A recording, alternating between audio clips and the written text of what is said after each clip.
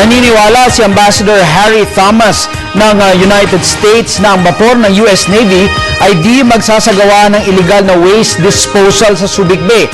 Ayon sa embahador, ang gobyerno ng Amerika ay kontra sa pamiminsala ng kapaligiran at kalikasan ng alinmang bansa. Si Noel Perfecto nag-uulat.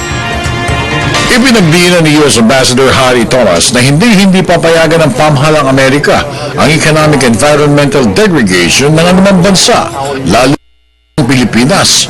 Kaugnay ito na napabalitang illegal dumping umano na isang kontratista na inupahan ng US Navy para sa masela ng paglilinis ng mga basura mula sa mga naval ships na nakadaong sa isang puerto sa Subic, Zambales area.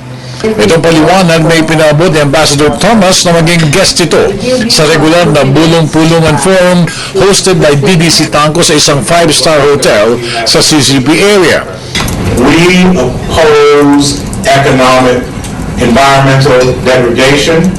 We oppose illegal dumping.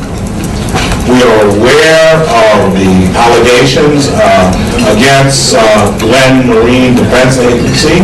We understand that they are being investigated by the Filipino government and the Senate.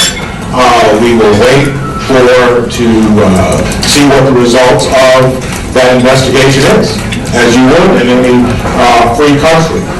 Ayon pa kay Ambassador Thomas, alam ng embahada ang mga alegasyong kontra sa nasabing kontratista.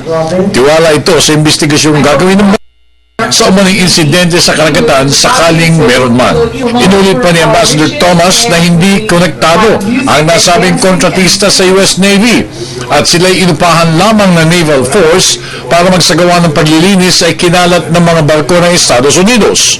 Hindi rin kasama sa Visiting Forces Agreement ang ginagawang trabaho ng nasabing kontratista.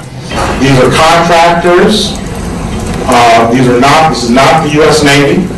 These are contractors hired by the U.S. Navy whom we expect to respect and perform in accordance with Philippine law. They are not under the Visiting Forces Agreement. Samantala, patuloy naman ang pag-iimbestiga ng Philippine Coast Guard sa insidente upang matiyak na walang anumang nangyaring waste disposal sa karagatan ng Subic noong nakaraang mga araw. Hanggang sa ngayon po, patuloy pa rin yung investigasyon na ginagawa. Nakipag-cooperate po fully yung Subic Station Command ng Philippine Coast Guard and pag nakompleto po ito ay sasubmit ito sa headquarters. Doon sa initial findings as pronounced by our officer in charge kahapon, wala naman pong ebidensya pa na merong dumping ng waste materials dito sa karagatan ng Subic. What we have found out is merong transfer of the waste materials from one vessel to another, but it doesn't mean na meron namang na-dump. Para sa Telebisyon ng Bayan, ako naman si Noel Perfecto.